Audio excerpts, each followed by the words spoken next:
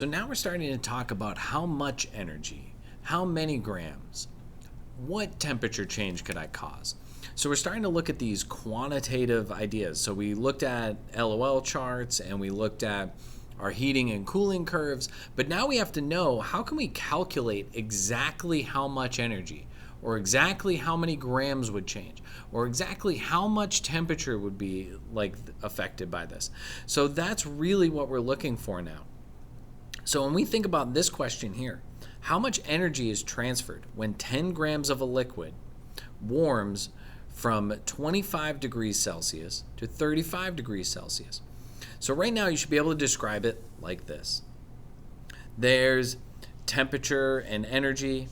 We know that it's going to be an incline because we're talking about a temperature change, so the speed of the particles. We can explain it using an LOL chart. We have temperature change. That's the only account that's changing. I'm not changing state. So we're beginning and ending with a liquid. These are all things that you should know. But now if I'm going to start to convert this to understand how much energy was actually used, then I need a process. And the process that we use is this. So to find out what you want to solve for, that's the very first thing. So when I reread my problem, I look at it and I say, how much energy? Boom, there it is, right out front. How much energy? Then I have to find what the right conversion factor is. In this case, we're using heat capacity. In a little bit, we'll have to pick and choose which one we're going to use. We're going to have to put the conversion factor out front. This breaks our fundamental rule of not leading with the conversion factor. But now we are. Because we're going to set up that conversion factor with what we want on top. So if we want grams, I'm going to make sure that the grams is on the top. If we want joules, I'm going to make sure that the joules are on the top. And that's so that I know that I'm always solving for the right thing. And I'm going to make sure doubly by circling what I want. Then I'm going to set up all the things to cancel out. I'm going to cancel out the things I don't want. And I'm going to calculate it, and I'm going to report my answer with the appropriate units. So let's actually do this. Let's do one together. So how much energy is transferred when 10 grams of a liquid water warms from 25 degrees Celsius to 35 degrees Celsius? And the heat capacity, which I'll give you, is 4.18 joules grams degrees Celsius. So the first thing I look at is, what do I want to solve? I want to find out how much energy. Well, joules is a measurement of energy, so I'm going to start with that.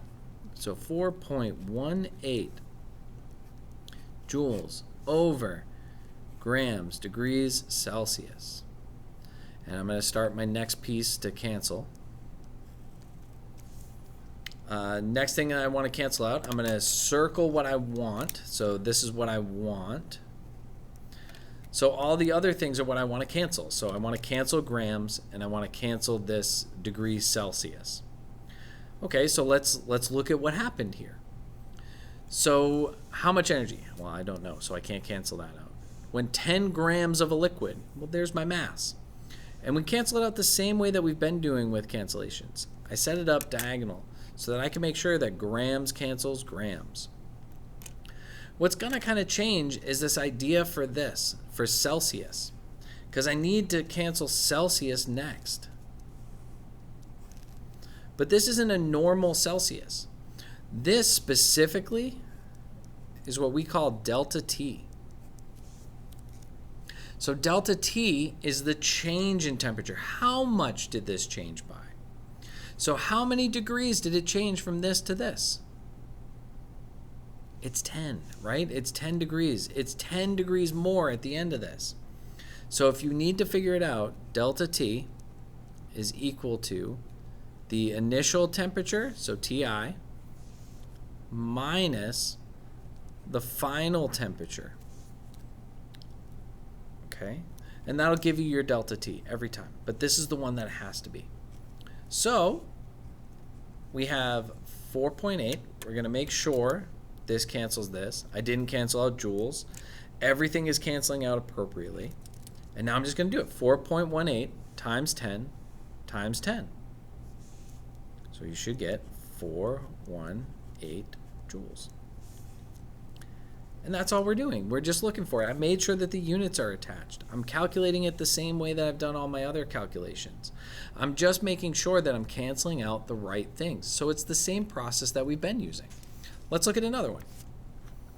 Calculate the temperature change when 750 joules are added to a 50 gram sample of liquid water. So now I'm trying to figure out what the temperature is. So I start with my heat capacity out front. And what do I want? Calculate the temperature change. I want to find out how much temperature. So I'm going to make sure that that degrees Celsius is on top.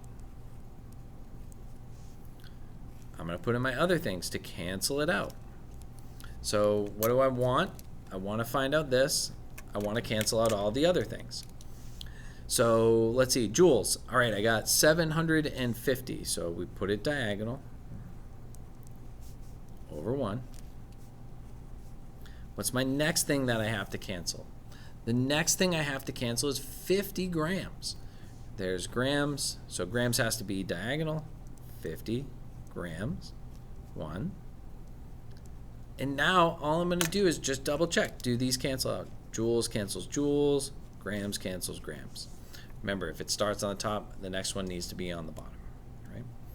So now I'm going to plug this into my calculator. I'm going to go 750 divided by 4.18 divided by 50. And we get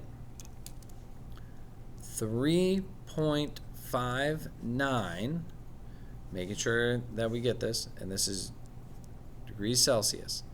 So delta T is equal to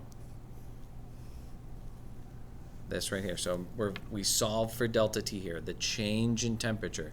So remember, the triangle means change. T is temp, right? So the change in temperature would be this.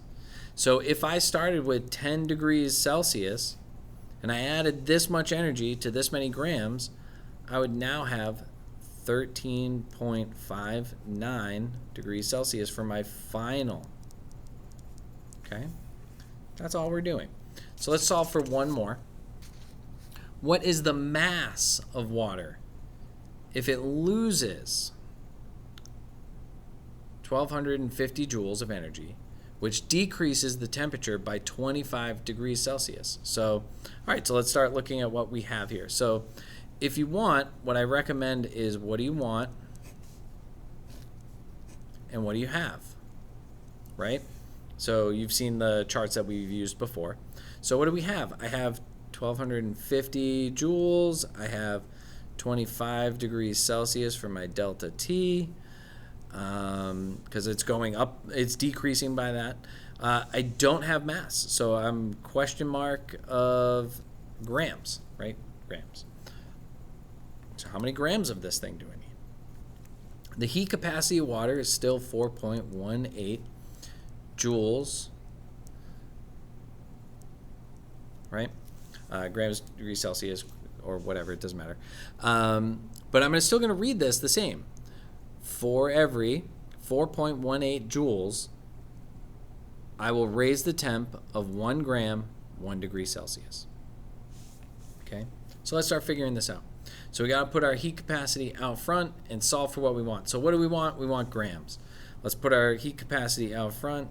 Grams, degrees Celsius, over 4.18 joules. Now I got to fill in my next part. After I make sure, I'm going to circle just to make sure. I'm going to solve for this. And I'm going to figure out what we got. So I got 1,250 joules. I'm going to cancel out joules. So that is 1,250 joules. Goes diagonal, right? Making sure this cancels this. Then I have one more thing to cancel. I got to cancel the degrees Celsius, right? So I want to cancel degrees Celsius. So it was 25. That was my delta T. Just double check. That cancels this. So we're set up correctly. We got everything on the right way. So let's go. We got 1,250 divided by 4.18 divided by 25, and it equals 11.96. And remember, this is grams, so we're ending with grams. So that's it. It's really just an extension of what we've been doing with conversion factors. But the idea is we have to know what's going on. We have to know where we are on that heating curve. We have to know where we are and what we're doing with all of this. Because as we get more complex, it's important that we're solving for the correct thing.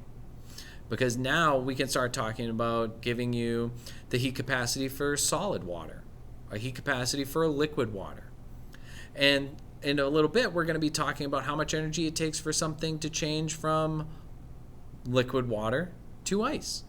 Because everything that we've done so far has involved a temperature change. We've only looked at the speed of the particles. So we're going to get a little more complex next week. All right, everybody, have a great day.